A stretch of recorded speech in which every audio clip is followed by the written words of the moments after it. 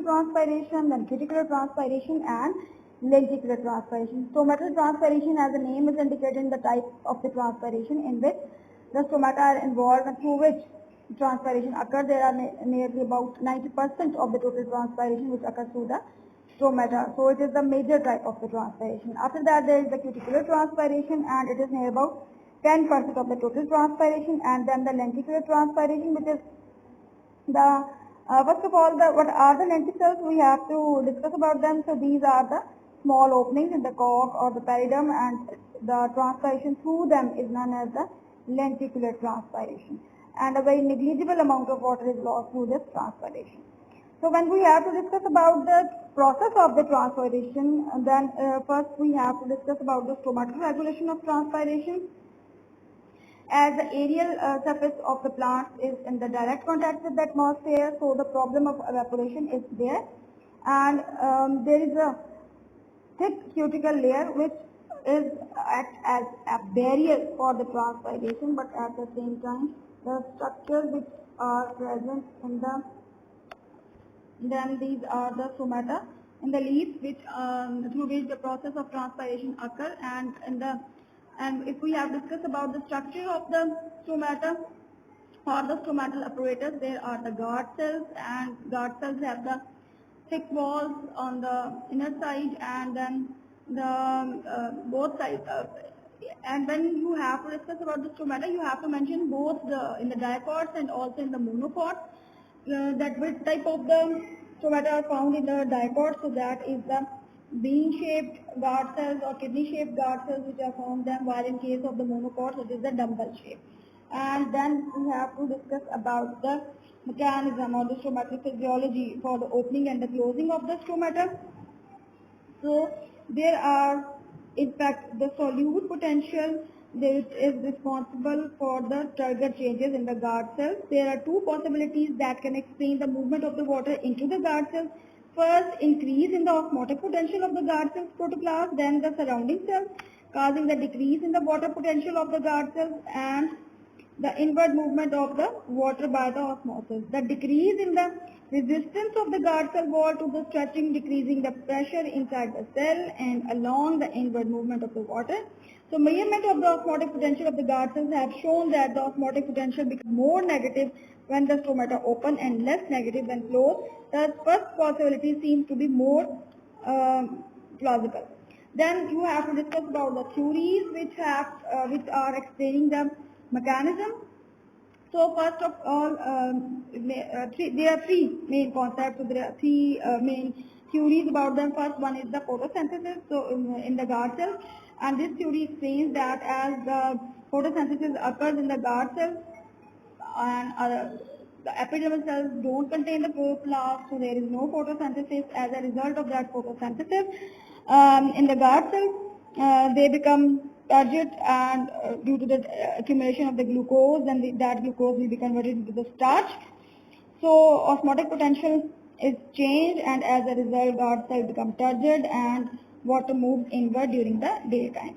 The other theory, that is the starch-sugar interconversion hypothesis of the stomatal movement, and according to this theory, during the daytime, when the pH is 7 and the photosynthesis is occurring, phosphorylase enzyme which converts the glucose phosphate, 1-phosphate into the glucose 6-phosphate, and then it will be converted into the glucose, and that glucose and phosphate with the activity of the hexokinase in the dark will be converted back into the starch.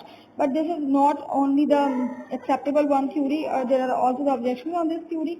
And after that, the theory which comes, that was the active potassium ion transport and hormonal regulation theory. And according to this theory, during the daytime, the accumulation of potassium ion is favored by the light and carbon dioxide free air, and the ions move out of the guard cells when the leaves are shifted to the dark. And potassium ion concentration increases many times when the stomata are open and decrease when closed. Similarly, changes in the starch concentration were observed with increase in the potassium ion concentration. The starch contents were found to decrease in the presence of light when stomata are open and increase in the dark when the stomata are closed. So it is considered that the light stimulates guard cells to accumulate potassium ions and become turgid. This response is triggered by the illumination of a blue light receptor in the guard cell, perhaps built into the plasma membrane. Activation of these blue light receptors stimulates the activity of ATP. Powered protons pumps in the plasma membrane of the guard cell, which in turn promotes the uptake of potassium and stress की condition की वजह से जो एक suction पुल develop होता है due to the transpiration, उसकी वजह से जो है वो वाटर मूव करता है from the soil to the upper surface of the plant and as a result उसके साथ साथ जो है वो मिनरल्स भी मूव करते हैं। और उसके बाद अगर ये नहीं होगा तो फिर साथ में एक और जो चीज़ होगी, कूलिंग इफेक्ट नहीं आएगा प्लांट का।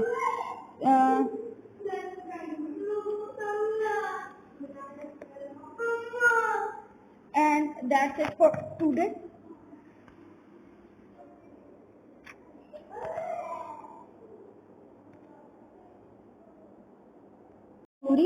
During the daytime, the accumulation of potassium ion is favored by the light and carbon dioxide free air, and the ions move out of the guard cells when the leaves are shifted to the dark. And potassium ion concentration increases many times when the stomata are open and decrease when closed. Similarly, changes in the starch concentration were observed with increase in the potassium ion concentration. The starch contents were found to decrease in the presence of light when stomata are open and increase in the dark when the stomata are closed. So it is considered that the light stimulates guard cells to accumulate potassium ions and become turgid. This response is triggered by the illumination of a blue light receptor in the guard cell, perhaps built into the plasma membrane. Activation of these blue light receptors stimulates the activity of ATP. Powered protons pumps in the plasma membrane of the guard cell, which in turn promotes the uptake of potassium, and as a result, when there is an increase in the potassium ion concentration, the water molecules move from the subsidary cell to the guard cells become turgid, and as a result, the stomata become open. At the same time, there is also the abscisic acid is produced under the water stress condition and plays a role in the closure of the stomata. तो आप at the same time आपने light का भी बताना है, potassium ions का भी बताना है, और आपने पीएच वैल्यू भी मेंशन करनी है, और उसके साथ साथ आपने हार्मोन्स का भी बताना है. Then there are the factors which affect the rate of transpiration. The rate of transpiration is affected by a number of environmental and plant cells. तो इन फैक्टर्स में आपके पास पहला तो आ जाता है इफेक्ट ऑफ एनवायरमेंटल फैक्टर्स. उसमें आ जाएगा ह्यूमिडिटी. जितनी ह्यूमिडिटी ज़्यादा होती है रेट ऑफ ट्रांसपायरेशन कम होता है. जितना सेकंड वन आ जाएगा टेम्परेचर. जितना टेम्परेचर हाई हो जाता है उतना रेट ऑफ ट्रांसपायरेशन भी हाई हो जाता है. एयर मूवमेंट की बात हम फिर करते हैं. जितनी एयर मूवमेंट ज़्यादा होंगी उतना वो ह्यूमिडिटी वाली जो एयर है उसको लीव्स के साइड से ले जाएंगी. ड्राई एयर ज़्यादा आएगी and as a result rate of transpiration high हो जाता है. एटमॉस्फेरिक प्रेशर जो है उसमें वाटर वेपर प्रेशर जो है वो डिक्रीज करता है. जैसे एटमॉस्फेरिक प्रेशर जो है वो इंक्रीज करेगा, डिक्रीज करता है with increasing altitude. So the lower the atmospheric pressure the greater is the rate of the evaporation of water from the leaf. And then the next one is the light. तो light जो है वो भी effect करती है transpiration को indirectly. Stomata जो है वो ओपन हो जाते हैं लाइट के अंदर, देयरफॉर रेट ऑफ ट्रांसपायरेशन जो है वो इंक्रीज करते हैं इन द लाइट में and then in the dark. And however, in the CAM plants, the stomata are open and increase in the dark when the stomata are closed. So it is considered that the light stimulates guard cells to accumulate potassium ions and become turgid. This response is triggered by the illumination of a blue light receptor in the guard cell, perhaps built into the plasma membrane. Activation of these blue light receptors stimulates the activity of ATP. Powered protons pumps in the plasma membrane of the guard cell, which in turn promotes the uptake of potassium, and as a result, when there is an increase in the potassium ion concentration, the water molecules move from the subsidary cell to the guard cells become turgid, and as a result, the stomata become open. At the same time, there is also the abscisic acid is produced under the water stress condition and plays a role in the closure of the stomata.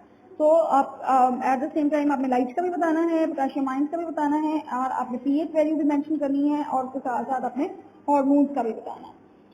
Then There are the factors which affect the rate of transpiration. The rate of transpiration is affected by a number of environmental and plant cells.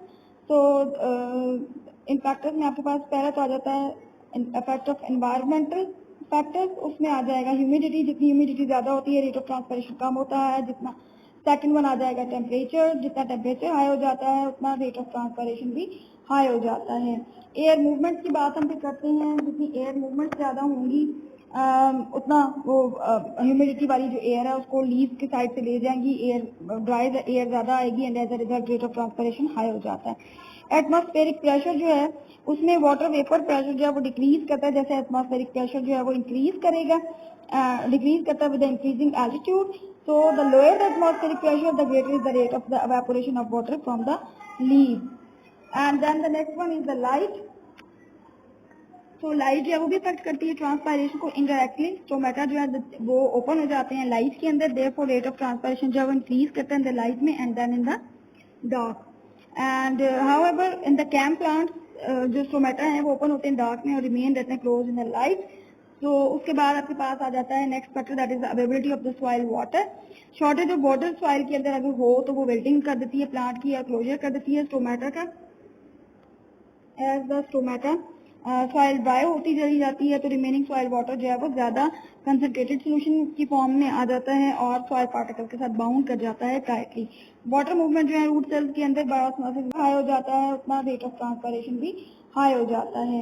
Air movement की बात हम फिर करते हैं, जितनी air movement ज्यादा होंगी उतना वो ह्यूमिडिटी वाली जो एयर है उसको लीव की साइड से ले जाएंगी, एयर ड्राई एयर ज्यादा आएगी and as a result rate of transpiration high हो जाता है। एटमॉस्फेरिक प्रेशर जो है उसमें वाटर वेपर प्रेशर जो है वो डिक्रीज करता है, जैसे एटमॉस्फेरिक प्रेशर जो है वो इंक्रीज करेगा, डिक्रीज करता है with increasing altitude. So the lower the atmospheric pressure the greater is the rate of the evaporation of water from the leaf. And then the next one is the light. तो light जो है वो भी effect करती है transpiration को indirectly. Stomata जो है वो ओपन हो जाते हैं लाइट के अंदर, देयरफॉर रेट ऑफ ट्रांसपायरेशन जो है वो इंक्रीज करता है इन द लाइट में and then in the dark. And however in the CAM plant जो स्टोमेटा है वो ओपन होते हैं डार्क में और रिमेन रहते हैं क्लोज इन द लाइट। तो उसके बाद आपके पास आ जाता है next factor that is the availability of the soil water. Shortage of water soil के अंदर अगर हो तो वो वेल्टिंग कर देती है प्लांट की या क्लोजर कर देती है स्टोमेटा का। As the stomata soil dry होती चली जाती है तो रिमेनिंग सॉइल वाटर जो है वो ज्यादा कंसंट्रेटेड सोल्यूशन की फॉर्म में आ जाता है और सॉइल पार्टिकल के साथ बाउंड कर जाता है टाइटली। वाटर मूवमेंट जो है रूट सेल्स के अंदर बायोस्मोसिस रिड्यूस हो जाती है, this reduce uptake of water slows down the rate of transpiration. उसके बाद आ जाते हैं आपके पास इफेक्ट्स ऑफ फैक्टर्स जिसमें रूट शूट रेशो आ जाती है, the efficiency of the absorbing root and evaporating surface shoot जब अफेक्ट करती है रेट ऑफ ट्रांसपायरेशन को। अगर रेट ऑफ ट्रांसपायरेशन एक्सीड कर जाता है रेट ऑफ एब्जॉर्प्शन से तो वाटर स्ट्रेस की कंडीशन आ जाती है and as a result of that water stress condition rate of transpiration जो है वो रिड्यूस कर जाता है। अच्छा जी, देन उसके बाद leaf surface area and surface area to volume ratio. जितना टोटल सरफेस एरिया ज्यादा होगा लीव का उतना ज्यादा रेट ऑफ एवापोरेशन होगा। तो फॉर एग्जांपल कॉनिफर्स के अंदर जो लीव्स होते हैं वो रिड्यूस होते हैं नीडल्स में और रेट ऑफ ट्रांसपायरेशन जो होता है वो रिड्यूस हो जाता है। सिमिलरली कुछ प्लांट जो है वो अपने लीव्स को शेड कर देते हैं ताकि वो अपना जो सरफेस एरिया उसको कम कर सकें। सेम एज लीव स्ट्रक्चर भी एक इंपॉर्टेंट रोल प्ले करता है। अगर लीव की जो शेप है, थिकनेस है क्यूटिकल की और number of distribution of stomata जो है वो वेरिएबल होते हैं हर एक टाइप के अंदर, तो उसी तरह से जो है वो हमें रेट ऑफ ट्रांसपायरेशन भी डिफरेंट नजर आता है। क्यूटिकल को आप मेंशन करेंगे, इसमें स्टोमेटा को मेंशन करेंगे। उसके बाद आपने बताना है कि why the transpiration is a necessary even, क्योंकि अगर ट्रांसपायरेशन नहीं होगी तो फिर मूवमेंट भी नहीं होगी वाटर मॉलिक्यूल्स की, प्लांट्स के अंदर वाटर मूव नहीं करेगा, वाटर स्ट्रेस की कंडीशन